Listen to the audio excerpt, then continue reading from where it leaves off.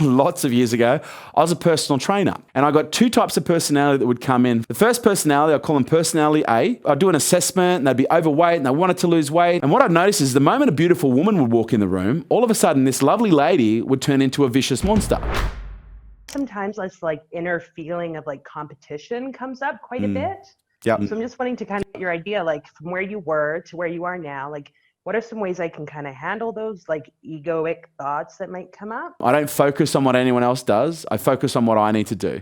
However, that being said, this is an incredibly important hack for everybody.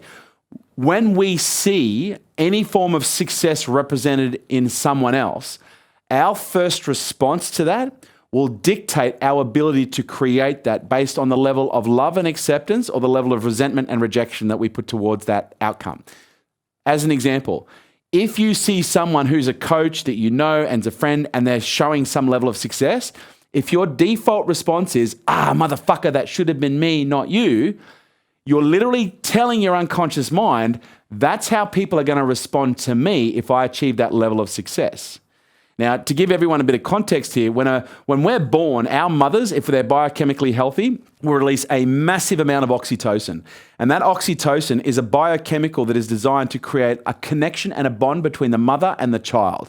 It forces any biochemically healthy woman to essentially become a nester and a nurturer. Because if a child doesn't receive physical touch and nurture when it's born, its body literally starts to break down. So when a mammal is born, what's the first thing that a mammal will do? It will lick, it will touch, it will nurture its child, because the way that you activate a lymphatic system for someone's survival is through contact. And that's what a woman will do when she's got oxytocin flowing through her body. She'll cuddle the child, she'll hug the child, she'll kiss the child, she'll pat the child, she'll bathe the child, she'll want to feel the child against her skin.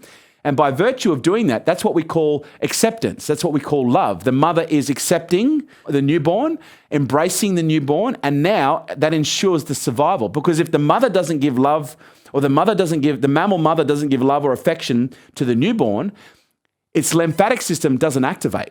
And if its lymphatic system doesn't activate, it's now prone to disease, bacteria, and other forms of viruses. And it's not going to grow, it's not going to be able to move, it's not going to be able to run away, and it's going to become a fatality. Now, what the fuck has that got to do with how I feel about my friends when they're successful? Everything. And I'll characterize it by a story, going back for 20 fucking many years ago, lots of years ago, I was a personal trainer, okay? And I was a bodybuilder, personal trainer, and I used to specialize in training women who wanted to lose weight because I was really good at training women to lose weight. And I got two types of personality that would come in, Foila. The first personality, I call them personality A. They would come in and I'd do an assessment and they'd be overweight and they wanted to lose weight and I'd be right, we'll create a program, we'll put them on the stepper. And what I'd notice is the moment a beautiful woman would walk in the room, all of a sudden this lovely lady would turn into a vicious monster. And they'd look at this beautiful woman walk in the room and they go, oh my God, look at that slut. I can't believe she gets away dressing like that. She looks like a town bike. She's got to have anorexia. Tell me the go down. What's the goss? And I'd be sitting there going, holy shit, you don't even know this person. That's the ideal body image you want. And you're spitting venom towards a personality you don't even fucking know. The only thing that you know is you want their body, you don't have it, but you're spitting rejection. You're spitting resentment. You're spitting fire towards them. We would be 6 weeks in, 3 months in, they would have lost 4 or 5 kilos. And it's a Friday, they go home and then they come in on a Monday and they look swollen, red, and guilty as fuck. And I'd say to them, what's going on? They go, oh, well, I'm a little embarrassed to say, but I had one of my girlfriends come over on Friday night. Actually, 3 of my girlfriends come over on Friday night. One bought red wine, one bought chocolate cake, and the other one bought pizza. And I fucking ate all of it. And then I felt so bad that on Saturday, I thought, well, I've already cheated on Friday. I may as well keep it going. And so I cheated all day Saturday. And then I felt so shit on Sunday, I cheated all day Sunday as well. And you know those 5.5 kilos that I've lost? Yeah. Well, I've just put 3.5 back on. And be like, fuck, man. What? Personality number B, they come in. Same thing. Profile them, overweight, want to lose weight. And then the beautiful girl would come in.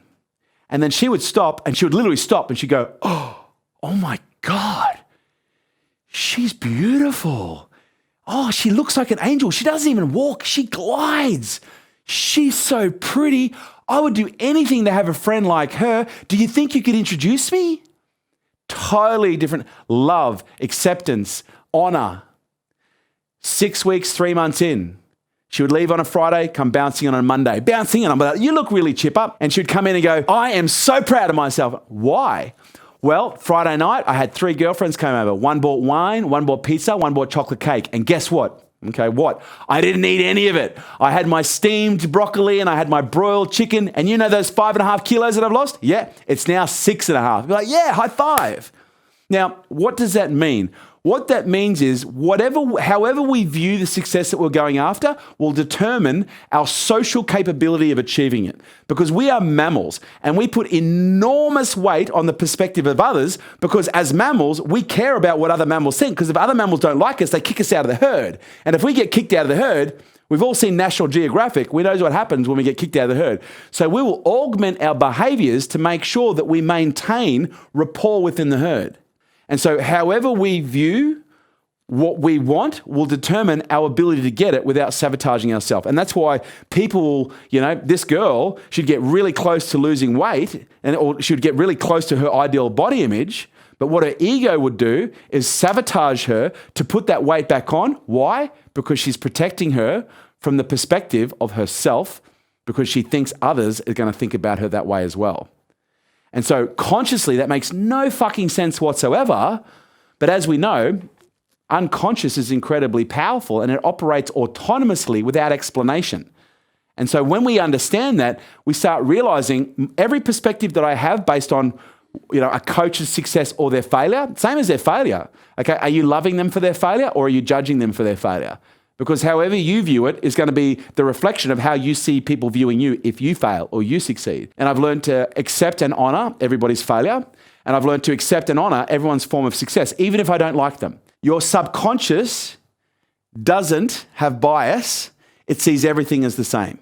And it doesn't matter that they're successful and you don't like them, your conscious won't distinguish between the two. Success is success is success.